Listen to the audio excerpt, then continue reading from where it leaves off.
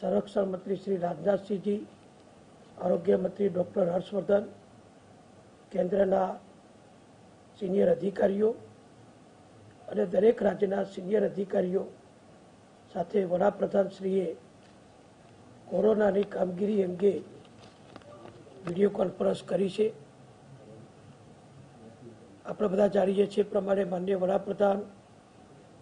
Corona સંક્રમણ શરૂ થયું ત્યારથી જ સમગ્ર દેશના નાગરિકોના સુરક્ષા માટે, એમના આરોગ્યની જાળવણી માટે, સંક્રમણ ફેલાવતું અટકાવવા માટે અને કદાચ કોઈને કોરોના થયો હોય તો એવા વ્યક્તિઓની સારામાં સારી સારવાર દરેક રાજ્ય સરકારો સારી રીતે કરી શકે એ માટે પૂરેપૂરું માર્ગદર્શન, પ્રોત્સાહન, જરૂરી નાણાકીય મદદ અને સાધનોની પણ જરૂરી મદદ ભારત સરકાર તરફથી દેશના બધા જ રાજ્યોને પૂરી પાડવામાં આવી છે। એ જ પ્રમાણે આજે વડાપ્રધાનશ્રીએ જે આ વિડીયો કોન્ફરન્સ કરી એ આ 12મી વિડીયો કોન્ફરન્સ વડાપ્રધાનશ્રી દ્વારા રાજ્યના મુખ્યમંત્રીશ્રીઓ સાથે કરવામાં આવી। આ વિડીયો કોન્ફરન્સમાં ભારત સરકારના આરોગ્ય સચિવ તરફથી સમગ્ર વિશ્વ અને ભારત દેશ બંનેની સરખામણી કરતું કોરોના અંગેનું પ્રેઝન્ટેશન પણ રજૂ કરવામાં આવ્યું। આ પ્રેઝન્ટેશન પ્રમાણે વિશ્વના અનેક દેશો કરતાં ભારતમાં ખૂબ સારા પ્રમાણમાં સંક્રમણને અટકાવવામાં ભારત સરકારની મદદથી દરેક રાજ્ય સરકારો એ સફળ થઈ છે। કોરોનાના મોટા પ્રમાણમાં જે કેસ દેશમાં એક તબક્કે આવતા હતા એમાં હવે ઘણો મોટો ઘટાડો પણ થયો છે। મૃત્યુદરમાં પણ ઘણો ઘટાડો થયો છે અને હોસ્પિટલોમાં દાખલ કરવા પડે એવા દર્દીઓની સંખ્યામાં પણ ઘણો ઘટાડો થયો છે। એ પ્રમાણેનું પ્રેઝન્ટેશનમાં આખા દેશનું ચિત્ર ભારત સરકાર તરફથી રજૂ કરવામાં આવ્યું। ત્યાર પછી જે રાજ્યના મુખ્યમંત્રીશ્રીને વેક્સિનની કામગીરી અંગે અત્યાર સુધી પોતપોતાના રાજ્યમાં ભારત સરકારના માર્ગદર્શન પ્રમાણે જે કામગીરી થઈ છે એના વિશે કોઈ મુદ્દો રજૂ કરવો હોય તો એ પણ મુદ્દા રજૂ કરવામાં આવ્યા। અને વડાપ્રધાનશ્રીએ એમના પ્રવચનમાં બધા જ મુખ્યમંત્રીશ્રીઓ, આરોગ્ય અને સરકારના અન્ય વિભાગોના કોરોનાની કામગીરીમાં સંકળાયેલ સૌ કોરોના વોરિયર્સ, ફ્રન્ટલાઇન કોરોનાના કર્મચારીઓ, અધિકારીઓ, નાગરિકો બધાને અભિનંદન આપ્યા છે। અને વડાપ્રધાનશ્રીએ સ્પષ્ટ કહ્યું કે આખા દેશની એકતાથી, ટીમ વર્કથી, ભારત સરકારના સહયોગથી દરેક રાજ્ય સરકારોએ પોતપોતાના રાજ્યના વહીવટીતંત્ર, આરોગ્ય વિભાગ,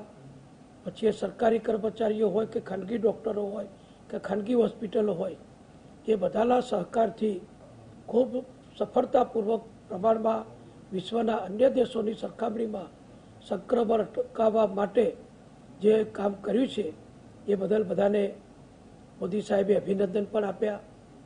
અને આ વેક્સિનની કામગીરી જે 16 તારીખથી ચાલુ થવાની છે એ અંગે પણ વડાપ્રધાનશ્રીએ કહ્યું કે વિશ્વના ઘણા દેશોની જે કુલ વસ્તી છે એના કરતાં પણ વધુ મોટા પ્રમાણમાં ભારતમાં તબક્કાવાર ભારત સરકાર અને રાજ્ય સરકારો દ્વારા નાગરિકોના જે જુદા જુદા તબક્કામાં વેક્સિનેશન કરવાનો પ્રોગ્રામ નક્કી થયો છે એ પ્રમાણે વેક્સિનેશન કરવામાં આવશે। વડાપ્રધાનશ્રીએ એ પણ જાહેરાત કરી કે પ્રથમ તબક્કામાં દેશના કુલ 3 કરોડ કોરોના વોરિયર્સ અને ફ્રન્ટલાઇન કોરોના વોરિયર્સ એમનું જે રસીકરણ, વેક્સિનેશન કરવાનું છે એનો વેક્સિનેશનનો ખર્ચ એ આખા દેશની બધી સરકારોને ભારત સરકાર તરફથી આપવામાં આવશે। એટલે કે શરૂઆત જે થશે 3 કરોડ વેક્સિન વાપરવાની એનો સંપૂર્ણ ખર્ચ એ ભારત સરકાર ઉપાડી લેશે। એટલે રાજ્ય સરકારો ઉપર એનો કોઈ બોજો આવવાનો નથી। માનનીય વડાપ્રધાનશ્રીએ એ પણ બધાને માર્ગદર્શન આપીને કહ્યું કે અત્યારે જે આપણે વેક્સિનેશન આપીએ છીએ એનું કામ લગભગ 50-60% પૂર્ણ થાય પહેલાં 2 તબક્કાનું, એટલે કે કોરોના વોરિયર્સ અને ફ્રન્ટલાઇન કોરોના વોરિયર્સ એ બંનેનું રસીકરણનું વેક્સિનેશનનું કામ પૂર્ણ થાય ત્યાર પછી પણ ફરીથી વડાપ્રધાન શ્રી દેશના મુખ્યમંત્રીશ્રીઓ સાથે એક વિડીયો કોન્ફરન્સ કરશે અને આ જે 3 કરોડ કરતાં વધુ કર્મચારી ભાઈ બહેનો, ડૉક્ટરો, સફાઈ કામદારો, પોલીસ કર્મચારીઓ, લશ્કરના આપણા સૈનિકો સહિત બધાને જે ભારત સરકાર તરફથી વિનામૂલ્યે જે વેક્સિન આપવાની છે એનો તબક્કો પૂરો થઈ જાય એ પછી એનો અનુભવ કેવો રહ્યો, એમાં કઈ રીતે કોઈ નવી પદ્ધતિ સુધારવી જરૂરી છે કે કેવી રીતે કોઈ આગળ વધવું છે એ અંગે ફરીથી આ 3 કરોડ સરકારી કર્મચારીઓ પછી ગમે તે વિભાગના હોય એમને વેક્સિનેશન કર્યા પછી ફરીથી વિડીયો કોન્ફરન્સથી વડાપ્રધાન શ્રી દેશના મુખ્યમંત્રીશ્રીઓ સાથે ચર્ચા કરશે અને હજુ પણ આ પહેલા તબક્કામાં જે ગોઠવાયું છે વ્યવસ્થા તંત્ર એમાં પણ કંઈ જરૂરિયાત પડે એ પ્રમાણે વધારાની કોઈ કામગીરી ઉમેરવી હોય તો ઉમેરવામાં આવશે. અત્યારે જે વેક્સિન આપવાની છે એ પ્રથમ જ્યારે કોઈ વ્યક્તિને અપાશે એટલે કે 16મી તારીખથી શરૂઆત થશે અને આપણા ગુજરાત પૂરતી વાત કરું તો લગભગ 287 બૂથ ઉપર 16 તારીખે માનનીય વડાપ્રધાન શ્રી વિડીયો કોન્ફરન્સથી ડૉક્ટરો સાથે, નર્સિંગ સ્ટાફ સાથે, પેરામેડિકલ સ્ટાફ સાથે, સફાઈ કામદાર કર્મચારી ભાઈ બહેનો સાથે એ બધા સાથે વિડીયોથી વાતચીત પણ કરશે અને આપણે ગુજરાતમાં અમદાવાદ અને રાજકોટ એ 2 સેન્ટર મોટા એવા પસંદ કર્યા છે હોસ્પિટલો કે જ્યાં 2 વેથી પણ વડાપ્રધાન શ્રી આ કર્મચારીઓ, અધિકારીઓ એટલે કે ડૉક્ટરો સાથે 2 વેથી વાતચીત પણ કરી શકશે. એટલે પ્રથમ દિવસે 287 બૂથ ઉપર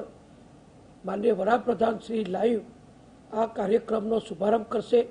આપણે ગુજરાતમાં 25,000 જેટલા બૂથ આ અંગે તૈયાર કરી દીધા છે. ભારત સરકાર આપણને પ્રથમ તબક્કાના વેક્સિનેશન માટે જે વેક્સિન ફાળવવાની છે એ આવતીકાલ સુધીમાં લગભગ આવી જાય એવી શક્યતા છે અને જે કંપનીને ભારત સરકારે ઓર્ડર આપ્યો છે એ કંપની તરફથી આ બધું આયોજન કરવામાં આવશે. માનનીય વડાપ્રધાનશ્રીએ એ પણ કહ્યું છે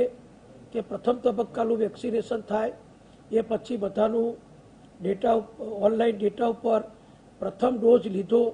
એનું નોંધણી થશે. પ્રથમ ડોઝ લેનારને અગાઉ પણ જે ચર્ચા મેં કરી છે મીડિયા મારફતે નાગરિકોને જણાવ્યું છે કે પ્રથમ ડોઝ લીધા પછી એ વ્યક્તિએ ફરીથી 29મા દિવસે બીજો ડોઝ એ જ વેક્સિનનો લેવાનો રહેશે અને એ જ વેક્સિન રાજ્ય સરકાર તરફથી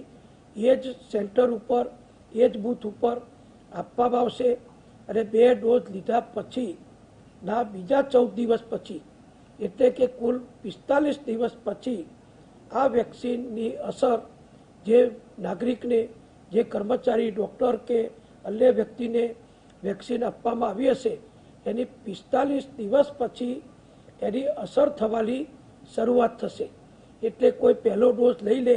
એટલે હવે મને કોરોનાથી કોઈ ચિંતા નથી, બીજો ડોઝ લઈ લે અને કોરોનાથી હું હવે કોઈ ચિંતા કરવાનું મારે કોઈ કારણ નથી, માસ્ક પહેરવાની કે સોશિયલ ડિસ્ટન્સ જાળવવાની જરૂર નથી, એવું કોઈએ માનવાનું નથી. 2 ડોઝ લીધા પછીના 15 દિવસ પછી એટલે કે કુલ પહેલો ડોઝ લીધાના 1.5 મહિના પછી 45 દિવસ પછી આ વેક્સિન દરેક જ્યારે ડોઝ લીધો છે એને ઇમ્યુનિટી વધારવાની શરૂઆત કરશે અને જે વૈજ્ઞાનિકો તરફથી, સાયન્ટિસ્ટો તરફથી, ડૉક્ટર વિનોદ પોલ તરફથી પણ આ વિડીયો કોન્ફરન્સમાં જે માહિતી આપવામાં આવી એ પ્રમાણે 45 દિવસ પછી આનો અસર જે શરૂ થાય એના કારણે એ વ્યક્તિ